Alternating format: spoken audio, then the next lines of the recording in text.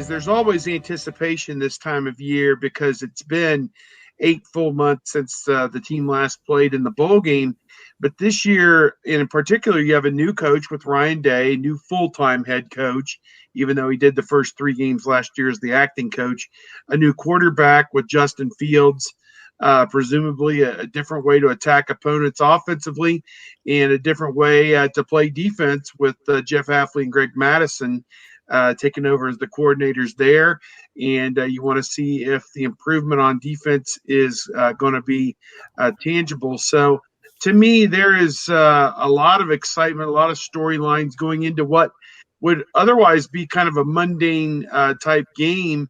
At least in weeks 2 and 4, they're going to play in-state opponents with Cincinnati and Miami of Ohio, where there could be some interesting things going on with that, and neighbors and family members, clashing. There's no set storyline with Florida Atlantic other than they've been an FBS team for the last 15 years or however many years it's been, and that Lane Kiffin is their head coach. I was told something today that's kind of interesting, that he has a house that overlooks, I want to say, the ocean there in Boca Raton, and he made a deal with our good friend Pat Chun, who used to be the athletic director there years ago and is now at Washington State, that if he stayed 4 years, he'd get to keep the house. So I hadn't heard that, but that's kind of one of the side plots of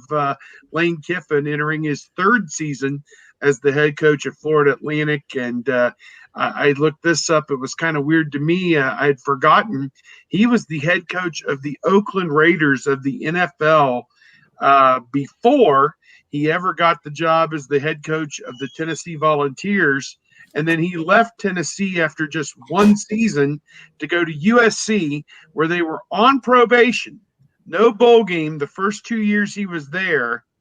And then in the middle of his 2nd year off probation, they fired him in the middle of his 2nd year off probation. I don't know if it's a checkered past for this guy or what it is, but he is one of the colorful figures out there in college football, no doubt about it. Exactly, Steve. There was a point in Lane Kiffin's career, I think he was like 32 years old, and he had already been the coach, or maybe 36, whatever he was. He was in his early 30s. He had already been the coach at USC, Tennessee, and the Oakland Raiders. And I'm thinking, what has this guy done? What has he accomplished that he's had 2 major football powers on the collegiate level and coached an NFL team other than being the son of Monty Kiffin? I guess that finishes my answer right there. Tony. I think he's going to have a second act like Nick Saban that's just going to be like when he gets into his 50s, he's just going to win one championship after another. That's like 10 years down the road, though. I see him living like at a cabana in his 50s and just living on the beach and going to a tiki hut and drinking every day. Yeah, that could be too. We should all be so lucky. Yeah. Don't hate, appreciate. There Kevin, when you think of Ohio State openers, how long have you been around to enjoy Buckeyes football from game 1, and what comes to mind? My first year was the 89 season. That's when I was a freshman at Ohio State. And then when I got out of school, I went and worked for one of the local TV stations, and I went away for a little while. But, my story is a little different because I grew up on the West Coast, and it wasn't necessarily an opening game, but there was the Ohio State USC series that was going on, and I actually grew up as an SC fan. So I was a little conflicted at that point, and I was definitely there for the Cooper game with the John Cooper game with the rain and the lightning, and they called it, and that was not a great scene for a bunch of drunk frat boys sitting up in 5C who wanted to see the completion of the game. But as for this game, yeah, it is devoid of a lot of great storylines per se. When it's not a big opponent. I mean, it's not a historical rival. It's not even. There's no real tie there other than the thing I'll think of most when I see Lane Kiffin lead that team out is thank you in 2014 when you were the OC at Alabama for not running the ball anymore, when you were having great success picking up huge chunks of yardage, and then you decided to abandoned the run altogether, and Ohio State ended up coming out with the win there. Kevin, yes, I bring that up all the time when talking about that game. Derrick Henry was on a roll on a given series there in the second half. They pound ahead with him. Then they suddenly forgot that he was on the field. When I think about openers and specifically head coaching debuts, you guys can correct me if I'm wrong. I'm thinking Urban Meyer against Miami of Ohio. Devin Smith made a one-handed catch that was ridiculous in game one. They won like 56-10. You had Jim Tressel against Akron, game one. You had John Cooper against Syracuse, played a pretty good Syracuse team in game one. Then they got routed the next week at Pitt. They got just completely annihilated, like 42-10. Then they came back for the LSU game that they pulled out in miraculous fashion. Earl Bruce's first game, I believe, was against Syracuse as well, if I remember correctly, in 1979. Claire joins the party. Claire, how you doing today? I'm doing so well. I saw Kevin's note and thought that was you. So I'm a little late to the party, but I'm here nonetheless, donning scarlet and gray, ready to talk Buckeye football. Claire, it's opening day. I can't wait. I'm going to be there. Your thoughts about what's different about opening day? And again, new quarterback, new coach. This only happens every 7 to 10 to 15 years at Ohio State football. Hopefully, we're not going to cycle them through like Michigan. You know, I have mixed emotions about it because I still have mixed emotions about it because opening day is always special. When you have 100,000 plus fans turn up for a spring game, it doesn't take anything away from that opener, but you just know how Buckeye fans show up. It's a little different atmosphere. All the students aren't quite out yet. It's not usually a rowdy crowd. It's usually a game where they're going to easily cover the spread. And I don't think that's going to be terribly different this time. I definitely have some thoughts about how, Florida Atlantic can challenge Ohio State and where they may try to trip Ohio State up. But, the difference between, this Lane Kiffin and Tennessee Lane Kiffin or USC Lane Kiffin is that if he loses this game, they'll still let him back on the bus. Claire, did you sneak in a betting tip there? They're going to cover the line for sure? So. She started with one and she ended with one. That was pretty good. Okay. I'll have to consider that as part of my predictions, man, and I'll credit you if Ohio State's definitely going to cover this one. Okay. I think they're going to have no problem covering this week. I think the only thing that trips them up is if they somehow if the Buckeye defense has not shored up whatever gaps they've had in the run defense. That's really going to be, I think, the only thing that ends up being the real kind of a bugaboo between them and covering the spread. I'm looking at 28 points here. 27 or something, yeah.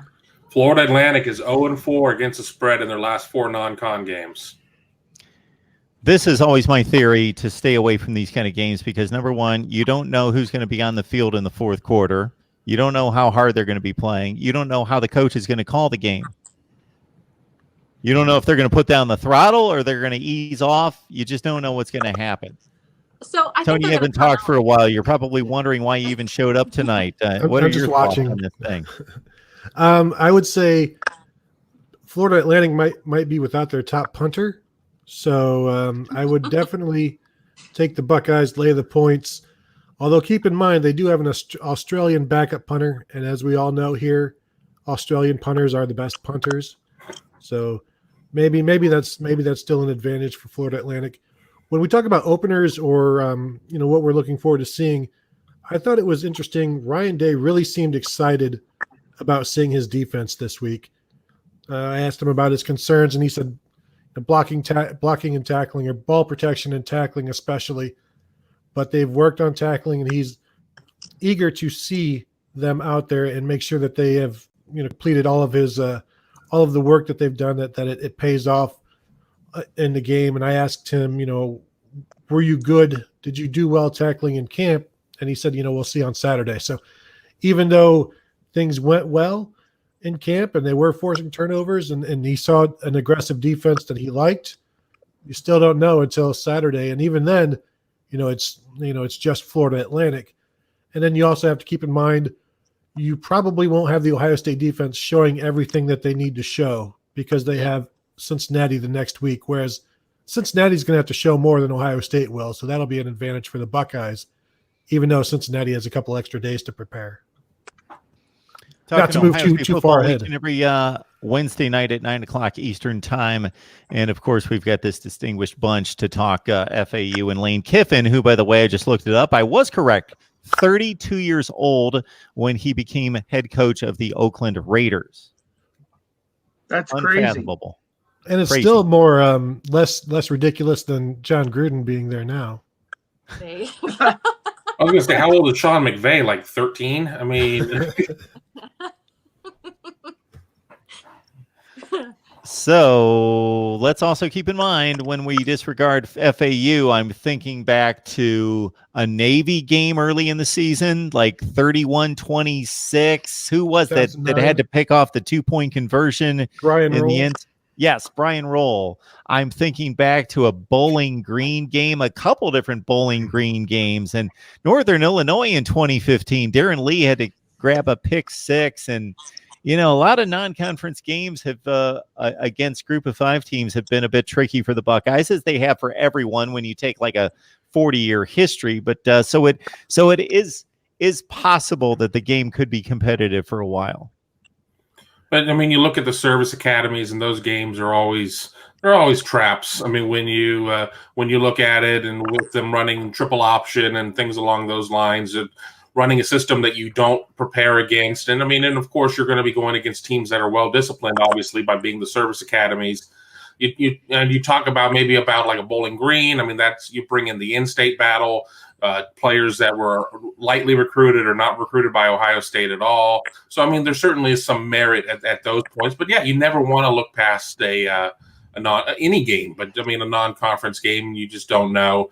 I mean, I have to agree with Claire that this one feels like a pretty easy cover for Ohio State. I mean, I know the line's somewhere in the mid 20s, not quite to 4 touchdowns, but I mean, I like Ohio State to be able to go out there. They definitely have something to prove on both sides of the ball, that the defense last year was an anomaly, and that the offense this year is not going to be a shadow of its former self, just with Dwayne Haskins and the 3 receivers no longer on the team.